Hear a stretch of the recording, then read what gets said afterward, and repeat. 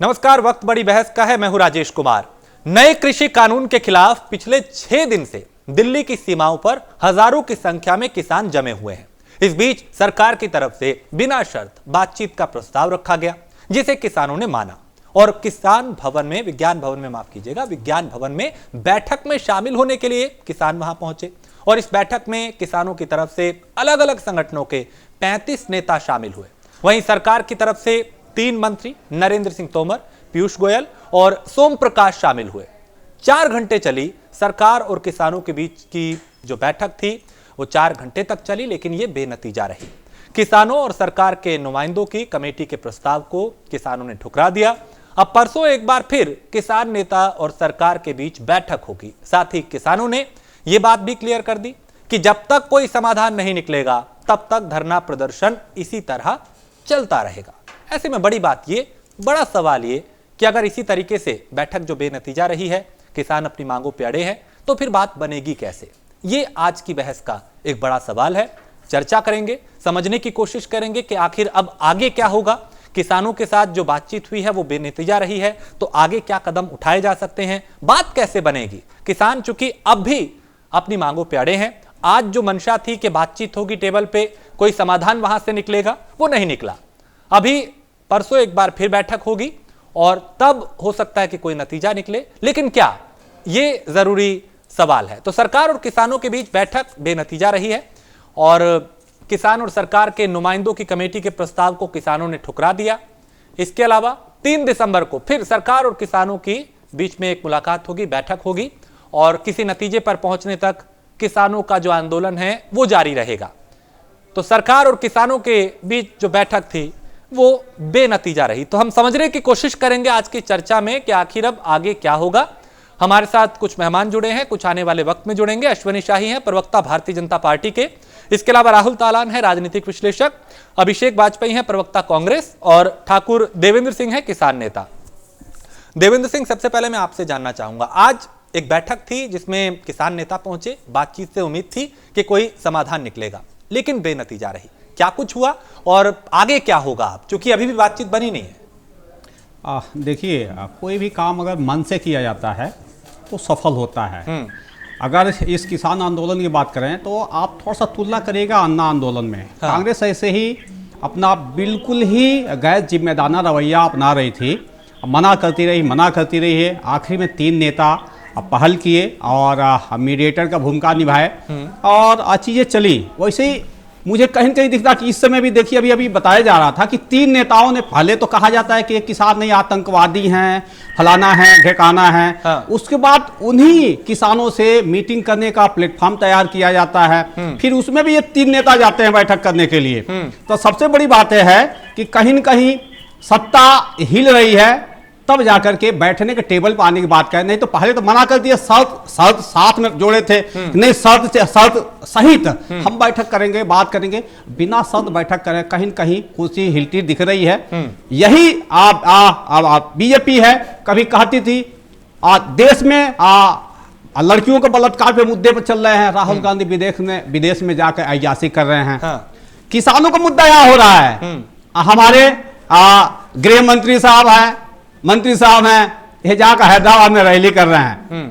तो विडंबना है देश का कि ये कहें तो सही, हम कहें तो गलत। तो मुद्दा तो बड़ा है और चूल्हे हिल जाएंगी। अगर नहीं किसानों की बात मानेंगे तो चूल्हे हिलेंगी। ठीक है, सत्ता जाने में देर नहीं लगेगी। यानी आप सरकार, एक तरीके से आप ये कह रहे हैं कि असर बहुत बड़ा होगा इस आंदोलन का। अश्विनी शाही, आपसे समझना चाहेंगे, आज की जो बातचीत थी, उम्मीद थी कि किसानों और सरकार के बीच में कोई हल निकलेगा, समाधान निकलेगा, लेकिन आज की बैठक भी बेनतीजा रही। अब आगे क्या, बात कैसे बनेगी? देखिए, मैं सर्वप्रथम कहना चाहूंगा, किसान हमारे अन्नदाता हैं और हमारे पहले जो वक्ता बोल रहे थे, मैं इनको बताना चाहूंगा, सरकारों की चूल्हे नहीं हिला करती हैं। सरकार 5 साल के बाद अगर अपने कसौटी पर खरी नहीं उतरती है तो जनता जनार्दन उनको बदलने का काम किया करती है। लेकिन यहाँ पर किसान आंदोलन जो कि गंभीरता से भारत सरकार ने लिया और उनके लोगों को वार्ता के लिए बुलाया। हाँ। और मैं कहना चाहूंगा कि जो हमारे सहृदय किसान भाई थे, उनके नेता थे, उनके अगुआ थे, वो गए, तो इसको हम पॉजिटिव वे में सोचें कि एक कदम हमने आगे बढ़ाया है। और कहने की बात है, अभी हमारे सज्जन कह रहे थे कि राहुल गांधी वो रहते थे और भाजपा के लोग, तो आप कांग्रेस के प्रवक्ता की जगह न बोलें। मैं ये बताना चाहूंगा कि राहुल गांधी जी, आप पार्लियामेंट का कोई भी सेशन उठाकर देख लीजिए, उनकी हाजिरी, कांग्रेस का संवेदनशीलता किसी भी मुद्दे पर कितनी रही है, मैं चैलेंज करता हूं, आप उनको हमेशा जीरो ही पाएंगे। और आज आपको धन्य होना पड़ेगा भारत के कृषि मंत्री तोमर साहब का, माननीय रक्षा मंत्री राजनाथ सिंह जी का, इन लोगों को धन्यवाद देना चाहिए कि आज एक कदम आकर बढ़े। राजनाथ सिंह का भाषण पढ़े हैं पहले, राजनाथ सिंह का भाषण सुने थे पहले। राजनाथ सिंह जी का एक भाषण चल रहा है इस समय, वायरल हो रहा है, कहे कि अगर किसान कहीं भी बैठा हो तो वहां सर्वप्रथम हमें जाना चाहिए। किसान अगर वहां बैठा है तो अमित शाह हैदराबाद में क्या करने गए? कोरोना वहां हो रहा है, सबके लिए कोरोना हो रहा है, लठ बजवाते फिर रहे हो, वहां कोरोना नहीं फैला था। राजनाथ सिंह का स्टेटमेंट देख लो, सुषमा स्वराज जी का स्टेटमेंट देख लो, स्वर्गीय सुषमा स्वराज जी का स्टेटमेंट पहले आप देखिए, पहले सुनिए सुषमा स्वराज जी का, स्वर्गीय सुषमा स्वराज की स्टेटमेंट पढ़िए। राहुल गांधी अगर ऐसे नहीं होते, उनकी पार्टी ऐसी नहीं होती तो 70 साल की सत्ता बेड़ा गर्क नहीं हो गई होती उनकी। उसी रास्ते पर आप चलना चाहते हो, उसी रास्ते पर आप चल रहे हो, याद रखिएगा। 70 साल से लूट नहीं पाए थे, कांग्रेस गई तो 70 साल से लूटने का प्रयत्न कर रहे हो। यही किसान मिट्टी में दफन कर देगा आप लोगों को, याद रखिएगा। जैसे कांग्रेस दफन हो गई वैसे आपको दफन करके छोड़ेगा। किसान नेता की तरह सरकार ने, किसान है, याद रखिएगा।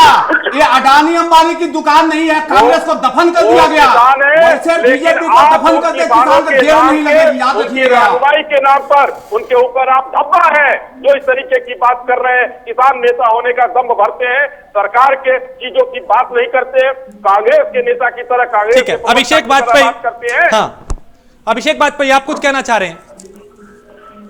देखिए अश्वनी जी, मुझे समझ में नहीं आता है कि किस हिसाब से बोल रहे हैं। इतनी बार किसान भाइयों के साथ वार्ता हुई, वो विफल कैसे हो गई? जब किसान भाइयों के ऊपर दिल्ली में गोली चली थी तब राजनाथ सिंह जी बीच में आए थे और उन्होंने कहा था मैं आपके साथ जिस जगह जरूरत पड़ेगी मैं आपके साथ आऊंगा। कितनी बार राजनाथ सिंह जी साथ में आए और उसके बाद गोली चलने के बाद कितनी बार वार्ता हुई किसान भाइयों के साथ? और ये वही सरकार है जिसकी कथनी और करनी दोनों में अंतर है। तीसरी बात, ये वही सरकार है जिसने समर्थन मूल्य 1850 रुपए का बताया और हमारे किसान भाई 950 रुपए से 1000 रुपए में धान नहीं बेच पा रहे हैं। आप और जो धान बेच रहे हैं 850-900 रुपए में, उस धान के बीच का जो बिचौलिया जो पेमेंट जो फायदा उठा रहा है वही बिचौलिए से क्रय केंद्र पे सरकार धान खरीद रही है। उसके बीच का मार्जिन कौन? उदाहरण के तौर पर मैं आपको बता दूं, बछरावा की घटना है। जो बिचौलिया था वो कौन निकला? भारतीय जनता पार्टी का कार्यकर्ता निकला। उसके ऊपर कार्रवाई क्यों नहीं हुई? ठीक है, आखिर जो सबसे बड़ी चीज है देना चाहता हूं मैं, गारंटेड बना। ठीक है, अश्वनी शाही जवाब देंगे आपको क्यों नहीं हुई कार्रवाई और अब तक क्या क्या हुआ। अश्वनी शाही, 14 दिनों में भुगतान करें आप। आंसू भाई अगर शांत हो जाए तो मैं जवाब सुन लीजिए। एमएसपी पर 2-3 बातें मैं बताना चाहूंगा। माननीय प्रधानमंत्री जी ने एमएसपी को संसद में सदन के पटल पर कहा था और सदन के पटल पर कही हुई कोई भी बात गीता और कुरान की तरह सत्य होती है, उसको बदला नहीं जा सकता है। उन्होंने कहा था एमएसपी था, एमएसपी है और एमएसपी रहेगा। अब रही बात आप खरीद की करते हैं, आंसू जी मैं खरीद की बात बताना चाहूंगा। आंसू भाई, मोदी साहब बहुत कुछ कहे थे। आंसू भाई सुनिए, आंसू भाई क्या सुनने के लिए मन की बात होती है, सुनने के लिए। और आप यहाँ टीवी चैनल पर सुनाओ, सुनाने के अलावा आप लोग पास कुछ है? अरे शाही जी, मोदी जी तो मन की बात सुनाते सुनाते थक जा रहे हैं, यूट्यूब पे फॉलोअर नहीं बढ़ रहे हैं और उसको लाइक शेयर करना सब बंद कर दिया जा रहा है। कमेंट को बंद कर दिया गया। शाही जी बुलाना क्या कर रहे हो? का काम करते हैं किसान नेता के नाम पर। मैं बताना चाहूंगा आपको, और आप लोग जाकर उसकी जांच कराइए। कि कितना सही है कितना गलत है। मैं बता रहा हूँ, एफसीआई ने एमएसपी पर लाखों मेट्रिक टन की खरीद करी है, जो किसान भाई ने हमारे एफसीआई को अनाज दिया है। मैं लौटता हूँ, हाँ खरीद हुई है। ठीक है, मैं लौटता हूँ आपके पास। राहुल तालान, तीसरी बात, एक 10 सेकंड का और समय दीजिए, बोलिए। उसके बाद मैं बताना चाहूंगा जी कि हिंदुस्तान की सरकार पहली सरकार है जिसने किसान हितों की बात की। 6,000 रुपया उनके खाते में भेजने की बात हुई। और एक महत्वपूर्ण बात आपको बताना चाहूंगा, इसको ध्यान से सुना जाए, इसको ध्यान से सुना जाए। ये पहली झुंझुना पकड़ाने का काम किया 2000 जैसे 500 रुपया वोट यही बताना चाहिए। मेरी बात सुन के आपको जनता के बीच में मैं बताना चाहूंगा आपको सच्चाई क्या है। फार्मिंग तक चली आई है। एक मध्य प्रदेश में भारतीय जनता पार्टी की सरकार है। मैं आपके माध्यम से, मैं मीडिया के प्राइम न्यूज चैनल के माध्यम से, जो बहुत जिम्मेदार चैनल है, मैं बताना चाहूंगा, मध्य प्रदेश में माननीय शिवराज सिंह के नेतृत्व में सरकार हमारे भारतीय जनता पार्टी की है। वहां पर उन्होंने एक काम किया है, जो बिचौलियों की बात कर रहे हैं लोग, उन बिचौलियों का जो रेट है प्लस एमएसपी है, उसके बीच का जो अंतर है वो वहां की सरकार ठीक है। लेकिन अभी भी किसान सड़क पे है, अभी वो आंदोलन है और अब भी वो अपनी मांगों पे अड़े हुए हैं, जो समस्या का समाधान नहीं हुआ। राहुल तालान जी, आज की बातचीत भी बेनतीजा रही है। सरकार का पक्ष भी आपने सुना, भारतीय जनता पार्टी के प्रवक्ता से कांग्रेस हमलावर है और किसान नेता भी यहां पे बैठे हैं। अब आगे क्या बातचीत कैसे बनेगी? ये समस्या एक दो बड़ी होती जा रही है, उसका समाधान कैसे निकलेगा? देखिए, मुझे लगता है कि सरकार को एमएसपी को लीगलाइज कर देना, स्टेटस देना चाहिए। अभी तक ये प्रशासनिक स्तर पे चीजें कि प्रशासन तय करेगा कि कितना होगा। अब ये इसके लिए एक संविधान संशोधन होना चाहिए कि इन फसलों पे ये एमएसपी रहेगी और ये तय किया जाएगा। जैसे हर साल एमएसपी तय होती है वैसे ही तय ये स्टेटस चलता रहे, लेकिन ये लीगलाइज होना चाहिए, संविधान संशोधन होना चाहिए। ये जरूरी है। लेकिन देखिए, बहुत सारी चीजें 70 साल से एमएसपी को ऐसी झुंझुना पकड़ा दिया गया है। क्या एमएसपी पे खरीद होती है? जैसे यहाँ किसान नेता बैठे, एमएसपी पे सिर्फ वो खरीद होती है मंडी में जो सरकार खरीदती है, उसके अलावा कहीं एमएसपी पे खरीद नहीं होती है। और इसीलिए किसानों में ना बहुत सारी चीजों को लेकर, देखिए भ्रम भी है चीजों को लेकर। सरकार देखिए, किसान उत्पादन जो करता है, कृषि की जो आप जीडीपी मान लीजिए जो योगदान देती है, वो टोटल वो 30 लाख करोड़ की है। 2,57,000 करोड़ सरकार ने बाई किया है। तो आप देखिए कितना ऐसी फसल रह गई, लगभग 27,44,000 करोड़ की फसल ऐसी रह गई जो एमएसपी पे नहीं खरीदी गई। जब तक आपको लड़ाई बहुत सही जगह करनी है, आपको देखिए किसान क्या इस आंदोलन में भी पॉलिटिकल टूल बनता जा रहा है। आपकी मांग बिल्कुल क्लियर कट होनी चाहिए कि आपको एमएसपी चाहिए। देखिए, ऐसा नहीं है कि जो 3 बिल आए तीनों में बिल्कुल खराबी है, ऐसा भी नहीं है। कुछ जैसे बहुत समय से किसानों की मांग थी कि भाई जो बिचौलिए हैं, जो मंडी हैं, जो आड़ती बैठते हैं, आड़ती उनमें जो कमाई करते हैं वो बिचौलिए का काम करते हैं, दलाली करते हैं, वो निकलने चाहिए। किसानों की ये मांग थी। सरकार बोली कि भाई फ्री है, आप जाके जहां बेचना है फ्री मार्केट में बेचिए जी। हाँ, तो ये तो एक अच्छी चीज थी ना उसमें। अब रही बात एमएसपी की, देखिए जायज मांग है कि एमएसपी होना चाहिए। अगर जो एमएसपी है तो लेकिन सब फसलों के लिए क्या होना चाहिए? जैसे सरकार ने जो वो लेके आए प्रोक्योरमेंट वाला जो उनका एक अध्यादेश है कि भाई इतना भंडारण, अब ये चीज भंडारण से मुक्त हो जाएंगी, किसान को भी फायदा होगा उसमें से। लेकिन ये सारी चीजें ऐसा नहीं है कि आप बिल्कुल एकदम झुटला देंगे कि भाई नहीं ये किसानों के विरोध में। और देखिए, सिर्फ मैं बता रहा हूं पंजाब के किसान क्यों उद्योग लेते हैं इसके लिए। पंजाब में जो है, पंजाब के किसान और बिचौलिए जो आड़तिये बोलते हैं उनको, गठजोड़ है। ठीक है, 6,000 करोड़ की वो टोटल इनकम है, जिसपे जहां आड़तिये को 8% मिलता है जब मंडी से खरीद होती है। सरकार सबसे ज्यादा जो एमएसपी पे खरीदारी करती है वो पंजाब से करती है, दूसरे नंबर पे हरियाणा से करती है। 2 स्टेटों की सबसे ज्यादा केंद्र सरकार जो पीडीएस सिस्टम के लिए खरीदारी करती है वो 2 स्टेट से करती है, हरियाणा से और पंजाब से। हरियाणा इसलिए विरोध नहीं कर रहा है क्योंकि वह बीजेपी की सरकार है, पंजाब इसलिए विरोध कर रहा है क्योंकि वह कांग्रेस की सरकार है। जो 6,000 करोड़ अगर जो जब ओपन मार्केट दे देंगे तो किसान जरूरी नहीं है बाहर भी बेच सकता है, उसको निर्यातक खरीद सकता है। अगर जो गेहूं अब मिडिल ईस्ट में ज्यादा महंगा जा रहा है, चावल महंगा जा रहा है, जैसे देखिए मैं वेस्ट यूपी का बता दूं, Abhishek ji please west UP का बता दूं, वेस्ट यूपी का किसान सेला चावल पैदा नहीं करता है, ईस्ट यूपी में सेला चावल करता है। सेला जो जिसको हम एमएसपी पे खरीदते हैं 1864 रुपए क्विंटल जो खरीदा जाता है मोटा चावल, वो ईस्ट यूपी में होता है। वेस्ट यूपी में जो क्रॉप होती है चावल की वो बारीक चावल होता है, बासमती होता है, वो निर्यात होता है और इसीलिए वो ज्यादा भी होता है। उसको सरकार उस पे एमएसपी नहीं देती है। बहुत सारी देखिए गिनी चुनी फसलों पे सरकार एमएसपी देती है, लेकिन इसका मतलब यह नहीं है कि बाजरे की जो एमएसपी है 1800 से ऊपर है और बाजरा बिक रहा है 1200 रुपए क्विंटल अभी भी देश में। तो दिक्कत यह है कि जब तक, अब देखिए कांग्रेस अब इसके बोल रही है कि भाई एमएसपी दो, क्या कांग्रेस अपने राज्यों में जहां इनकी सरकार है यह साबित कर सकती है कि वहां किसान से जो भी खरीदारी हो रही है, मूंगफली की खरीदारी हो रही है, बाजरे की खरीदारी हो रही है, एमएसपी पे हो रही है? नहीं हो रही है। हर पॉलिटिकल पार्टी ने किसान को टूल की तरीके से यूज किया, किसान टूल की तरीके से यूज होते रहे हैं। और यही वजह है कि वो सियासत जब तक आप पॉलिसी मेकिंग में आपको नहीं एक्सपर्ट होंगे, आप नहीं अपने लिए पॉलिसी बनवा सकते हैं। ठीक है, राहुल जी का कहना कुछ हद तक सही है। तो दिक्कत यह है कि किसान को अडानी अंबानी जैसे इकट्ठा नहीं किया गया है। किसान, पश्चिम उत्तर प्रदेश किसानों को गन्ना का समस्या है, तो पंजाब के किसानों को कुछ अन्य समस्या है, तो हरियाणा किसानों को कुछ अन्य समस्या है। तो किसान तो बिखरा हुआ है। किसान, जैसे हम मेरी आवाज सुनो के राष्ट्रीय अध्यक्ष हैं, संस्था है, उसमें हम लोग किसानों के लिए काम करते हैं। तो हम देख रहे हैं कि किसान कैसे बिखरा हुआ है। अरे अडानी अंबानी उसको बैठा करके, अन्य लोगों को जो कॉर्पोरेट लाभ उसको बैठा कर दाम तय करते हो। 5 रुपए बिस्किट है तो ठंडा गर्मी बस आपके 5 रुपए रहेगा। लेकिन किसान का तो फसल अगर 13 रुपया लागत लगती है तो 14 रुपया बेचेगा नहीं बेचेगा गारंटी नहीं है। लेकिन कुछ भी खराबी हो गई तो 9 रुपया पे बेच करके बढ़िया से रस्सी ढूंढेगा, बढ़िया से कुआं ढूंढेगा, फांसी लगा के जान देता है। उसकी बात होनी चाहिए। तो राहुल जी साहब से ये भी रिक्वेस्ट है कि आप थोड़ा सा उसमें प्रकाश डालिए कि किसानों का संयुक्त जब तक नहीं करेंगे तो किसान तो बिखराव रहेगा। बिल्कुल, किसान भाषा बोलेगा, यूपी का अलग भाषा बोलेगा, हरियाणा का अलग अलग सबकी दिक्कतें और अलग अलग जरूरतें हैं। किसान को इकट्ठा करने की जरूरत है। ठीक है, किसान बटा नहीं है। अभिषेक, आप कुछ कहना चाह रहे थे, राहुल के पास मैं आऊंगा, लेकिन अभिषेक मैं आपकी टिप्पणी पहले चाहता हूँ।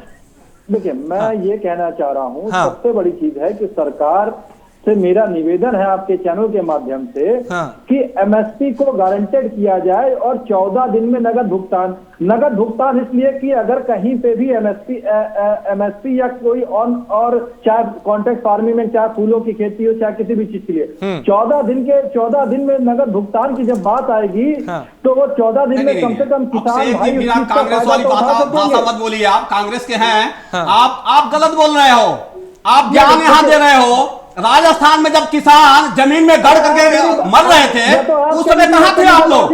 बात कर रहे किसानों का ज्ञान दे रहे हैं कि नगद देना चाहिए। अरे क्यों नगद देना चाहिए? नगद बिल्कुल नहीं देना चाहिए।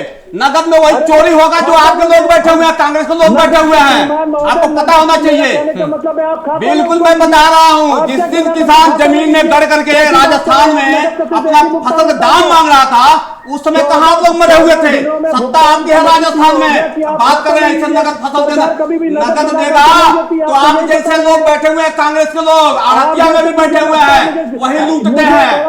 अरे बैंक से पेमेंट करो ना, कैशलेस पेमेंट करो ना, पता चला कितना पैसा मिला हुआ है, जो सीधा खाते में जाए। मिला हुआ है, ऐसे बात ना करिए। आपके साथ मेरी पहली बार वार्ता हो रही है। अगर आप ठीक है, एक सेकंड सुन रहे हो, एक सेकंड देवेंद्र, तेरे नहीं होते तो 70 साल के नहीं, एक सेकंड देवेंद्र एक सेकंड। हाँ, अभिषेक को बात पूरी करने दे, फिर आप बोलेगा। लागू होगा। हाँ अभिषेक, अपनी बात रखें। मैं वही चीज, मेरी अपनी बातें नहीं कंप्लीट हो रही तो आप ही कर लीजिए, उससे बेटर है कि मैं चुपचाप शांत बैठा रहा हूँ। हाँ देखिए, मेरा कहने का मतलब है कि अगर एमएसपी गारंटेड रहेगी तो सारे पूरे देश में एमएसपी की गारंटेड कानून हो जाएगा। कोई भी सरकार ये नहीं कह सकती, चाहे वो कांग्रेस की सरकार हो, चाहे वो भाजपा की सरकार हो, चाहे वो आपकी सरकार हो, किसी की भी सरकार होगी, वो पूरे देश में मानने के लिए बाध्य होगी। नंबर एक बात। नंबर दूसरी चीज, कॉन्ट्रैक्ट फार्मिंग। अगर एक बात मुझे बताइए, कितने % किसान जो है अपने फसलों को जाकर के बाहर बेच पाते हैं? जैसे आपको उदाहरण के तौर पे बता दूं, जिस समय यह प्रकरण आया था, जिस समय बिल जल्दी में पास किया गया, आखिर जल्दी में पास क्यों किया गया, ये सबसे बड़ी सोचने की बात है। इन्होंने अपने ही वहां पे भारतीय किसान के जो संगठन के, भारतीय जनता पार्टी के, उनसे तक का इन्होंने वार्ता नहीं की, जल्दी में पास किया। खैर पास किया आपने, ठीक है, लेकिन आपने किसानों को कॉन्फिडेंस में नहीं लिया। आपको वार्ता करनी चाहिए थी। ठीक है, वार्ता करनी चाहिए थी बिठा के, ताकि टेबल पे कोई समाधान, इस तरीके की समस्या ही ना पैदा होती। अश्विनी शाही, आप एमएसपी की बात कर रहे हैं कि प्रधानमंत्री ने संसद में कहा कि एमएसपी ना कभी खत्म हुई है, ना होगी, ना आगे, इस तरीके से, तो वो लिखित में क्यों नहीं दिया जा रहा? उस कानून में उसको मेंशन क्यों नहीं किया जा रहा? क्या किसान प्रधानमंत्री के भाषण का जिक्र करेगा वहां पे जाके केंद्र पे कि प्रधानमंत्री ने ऐसा कहा था? अश्विनी शाही एक सेकंड, अभिषेक एक सेकंड, अश्विनी शाही। राजेश जी, हाँ मैंने ये जिक्र किया था कि प्रधानमंत्री जी या कोई माननीय मंत्री जी सदन में जो कहते हैं वो अकाट्य होता है, वो रिकॉर्ड में होता है। उन्होंने वहां घोषणा किया है तो ये किसानों को बरगलाने का काम कर रहे हैं कि एमएसपी खत्म हो जाएगी। इसलिए मैं ये कहना चाहता हूँ कि प्रधानमंत्री जी ने कहा था कि एमएसपी थी, है और रहेगी। अब रही बात लिखने पढ़ने की, आज वार्ता का दौर एक पॉजिटिव उसमें आया है कि लोग, सरकार ने भी मन बनाया है कि वार्ता करेंगे, चलिए एक कदम आगे बढ़े। किसानों के लोग जो नेता है, किसानों में आपस में ही फूट पड़ी हुई है कि कौन वार्ता करने जाएगा कौन नहीं जाएगा। तो ये सब अभी है, लेकिन किसान हमारे लिए सर्वोपरि हैं और उनको एक अच्छे दौर में माननीय तोमर साहब ने कहा भी है कि एक अच्छा खुशहाल अच्छी वार्ता हुई है और किसानों को ये कहा गया है कि एक समिति बनाइए और समिति में क्या क्या आपकी मांगे हैं उसको रखिए। तो ये सरकार के तरफ से बहुत बढ़िया ऑफर दिया गया है। अब किसान भाई उस पर कल विचार करेंगे और अगर क्षमा चाहता हूँ, हो सकता है तो परसों जो 3 तारीख को फिर से बैठक होने वाली है उसमें एक अच्छा और बढ़िया कोई माहौल में अच्छी रिजल्ट निकल के आ जाएगा। ढूंढा जा रहा है कि मेरा किसान कहाँ है, उसमें अपने किसान से मजा मारेंगे अपने किसान। और देखिए कांग्रेस किसान होता है अपना और पराया कोई नहीं है। कांग्रेस के अपने किसान है, 35 करोड़ बीजेपी के अपने किसान है, सपा बसपा के अपने किसान है, सारे किसान पार्टियों के हैं। पराया कौन है? वही ढूंढ रहे हैं, बीजेपी वाले ढूंढ रहे हैं कि मेरा किसान आ जाए, उससे हम समझौता कर लें। तो पंजाब में तो 4 राउंड के लिए वार्ता, 3 राउंड की वार्ता खत्म नहीं होती। और ये जो मिनिमम सेलिंग प्राइस है लिख कर गैर कानूनी क्यों नहीं घोषित कर दे, लिख कर दे दो ना, लेकिन इससे कम पर नहीं खरीदना है, नहीं तो अडानी अंबानी को जेल जाना पड़ेगा। ये नहीं लिखेंगे क्योंकि किसान का एक कम हुआ है। यही जो बड़े बड़े किसान हैं, अमिताभ बच्चन, सलमान खान और अडानी अंबानी, इनका फसल का दाम बढ़ा है, इनका आय बढ़ा है। अमित शाह जी के लड़के का, ये कांग्रेस के बैठे हुए था, इनके नेता जो हैं, इनके नेता के लड़कों का फसल का दाम बढ़ा होगा, किसानों का आय नहीं बढ़ा है साहब। घुमाइए नहीं और अपने किसानों को ढूंढिएगा, जो किसान वहां पे एक्चुअल में है उनसे बात करिएगा। तेरा किसान मेरा किसान नहीं। लेकिन देवेंद्र अब आगे क्या, क्योंकि अभी भी बात बनी नहीं है, जो मांगे थी उस पर आप भी अड़े हुए हैं। अपना पराया की बात ये बताएं, इन्होंने कहा किसान अपना और पराया, अपना कौन है पराया कौन है ये उसको बताएं कि बता रहा हूं। नहीं, किसान किसी पार्टी का नहीं है, लेकिन उसे बना दिया गया है। किसान देश का है, लेकिन आज किसान पंजाब का है, किसान हरियाणा का है, किसान राजस्थान का है, किसान देश का है, वो देश के लिए पैदा करता है। किसान तो किसान है। अपना कौन है? अपना किसको कह रहे हैं भाई? अरे अपना तो अभी सपना हुआ है सर, अभी तो अडानी साहब अंबानी साहब चले, उनके लिए नियम बनाया गया है। अरे कहा था ना अडानी अंबानी कम प्राइस पे खरीदेंगे जेल डालेंगे। लिखो, हिम्मत है लिखवाओ, अरे लिखवाइए, हिम्मत है तो लिखवाइए, लिखवाइए। कांग्रेस वाला सपा बसपा आम आदमी पार्टी सारे लोग इसी लाइन में रहेंगे। वो भी खरीदेगा, वो भी जेल में जाएगा, कम पर खरीदेगा, वो भी जेल में जाएगा। कोई सरकार अध्यादेश ला रही है क्या? राहुल आपके पास में आऊंगा, एक सेकंड। राहुल दालान, अब आगे क्या लगता है, इस समस्या का समाधान क्या निकलेगा? बातचीत से बात बन नहीं रही है, आगे एक और तारीख मिल गई है, यानी परसों बात होगी। उम्मीद करें कि वहां से कोई रास्ता निकलेगा। देखिए निश्चित तौर पे बातचीत ही एकमात्र रास्ता है और वहीं से रास्ता निकलेगा। जब किसान संगठन दोबारा से 3 तारीख को बैठेंगे सरकार के साथ, तो वो अपनी कुछ पॉइंट बनाएंगे कि हमें ये चाहिए, सरकार संशोधन के लिए तैयार होनी चाहिए कि हाँ हम इतने दिन में संशोधन लेके आएंगे, जो बिलियन में या एमएसपी को लीगलाइज कर देंगे, जो भी बातें वो सरकार, देखिए सरकार और किसान दो ही पक्ष हैं इसमें, और इन दोनों पक्षों को ही बैठ के तय करना है। अगर जो कुछ मांग अपनी किसान भी छोड़ दें और कुछ सरकार भी छोड़े कि नहीं एमएसपी को लीगलाइज कर देती है सरकार, तो मुझे लगता है कि बहुत निश्चित तौर पे बहुत बड़ा कदम होगा। और इससे जो प्रधानमंत्री का वो सपना है कि 2022 में दोगुनी आय कर देंगे किसानों की, तो उससे देखिए एमएसपी कोई ऐसा नहीं है कि वो मैक्सिमम रिटेल प्राइस नहीं है, वो मिनिमम रिटेल प्राइस, वो रिटेल प्राइस तरीके से समझ लीजिए आप उसको, कि वो उससे बस थोड़ा सा जो लगाते हैं, जो लागत लगाते हैं, उससे थोड़ा सा पैसा उनको ज्यादा मिल जाता है। जैसे धान में लागत बहुत लगती है, अब जो सेला चावल है, जिसका जो मोटा चावल होता है, वो अब 900 रुपए क्विंटल बिक रहा है, जबकि उसकी लागत 1300-1400 रुपए क्विंटल है। अगर सरकार उस पर 400 रुपए देकर 1800 1850 खरीद लेती है, तो निश्चित तौर पर किसानों को थोड़ा ये हो जाता है कि भाई हाँ हमने मेहनत की, कुछ मिला।